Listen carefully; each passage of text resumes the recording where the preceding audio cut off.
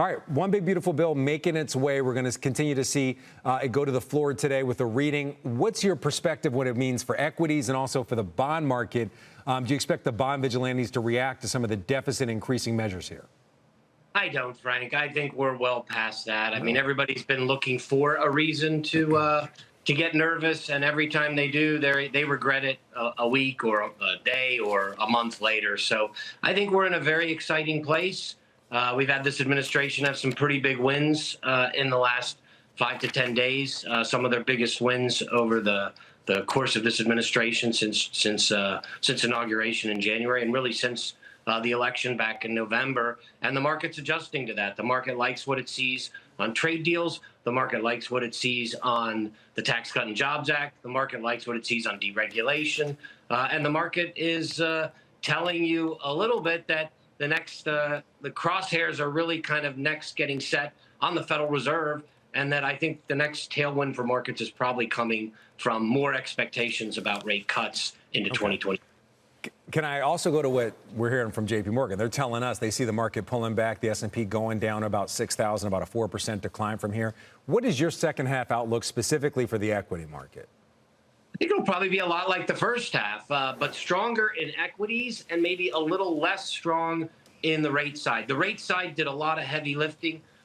We saw more rate cuts get priced into 2026, 2027, with a pretty significant move in the belly of the yield curve to the tune of about 70 odd basis points. I think we'll have a little less on the rate side. Maybe we can get 10 years down toward that 4% level and maybe through it by the end of the year. But I think equities are going to have a double-digit second half. All right. You mentioned the Fed. We heard from Raphael Bostic this morning. He spoke to our European colleagues. I want to get your take on what he said about tariffs and the inflation impact. The textbook story for economics is if you do tariffs, it's a one-time shift. It happens quickly. What we are seeing today, though, is not just a one-time shift. It's actually something that's being stretched out over a much longer period of time. I think that runs the risk that people start to feel like inflation is always with them. This elevated level of inflation is always with them. And that then runs the risk that there might be some structural changes that businesses and consumers, for that matter, make. All right, so David, coming back to you, are you concerned at all about a potential stagflation situation, slower growth, higher inflations, and also maybe businesses pausing some activity due to tariff uncertainty? I am not, Frank. I think that's actually wonderful news that the market is pricing some of that stagflation. I think positioning is absolutely terrible, particularly after April and May, and that a lot of people are going to have to get stopped back in to a much more Goldilocks outcome rather than the stagflation outcome. But I like that people out there in the market have got themselves twisted up, because that just means they have to climb the wall of worry back into the trades that we've been recommending at Jefferies. So I love Raphael. He's a very talented economist, but I think a lot of the folks at the Fed have gotten themselves, and around the FOMC table, have gotten themselves very twisted up on this tariff story, and they're reading textbooks. They're not reading markets. And the markets are telling you that people do not have significant changes in inflation expectations based on tariffs. Whether you look at the tips market or even start to look at some of the crazy survey data that went a little loopy for a while, it's all telling you that people think this is very temporary. And if it even has any impact at all. So with that, give us the sectors you think leads us higher in the second half of the year.